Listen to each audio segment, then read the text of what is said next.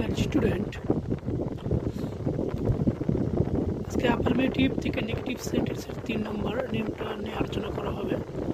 Affirmative সেন্টেন্সে two থাকলে negative sentence এ কি করতে হবে? নেগেটিভ সেন্টেন্স পরিবর্তন করতে হলে প্রথম থেকে টু এর পূর্ব পর্যন্ত বসে এবং যে টু রয়েছে সে তার স্থলে সো বসে এবং টু এর পরের যে ওয়ার্ডটি থাকবে সেই ওয়ার্ডটি বসাতে হবে।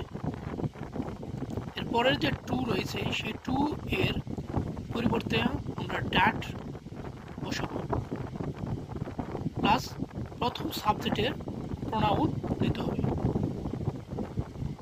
টেন্স অফ পার্সন অনুযায়ী can't, couldn't, will not, would not, may not, might not ইত্যাদি বসেন, প্লাস টু এর পরের যে অংশটা রয়েছে হুবহু সেটা বসবে।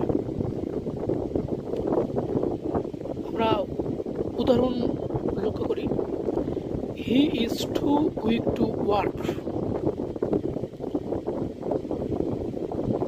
এর নেগেটিভটা হবে হি ইজ সো উইক, অর্থাৎ টু এর পরিবর্তে আমরা সো কথাটা লিখলাম।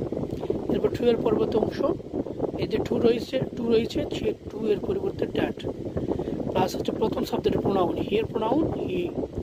এরপরে ইজ রয়েছে প্রেজেন্ট টেন্স, সেই কারণে ক্যান্ট আমরা ইউজ করলাম, ক্যান্ট ওয়ার্ক।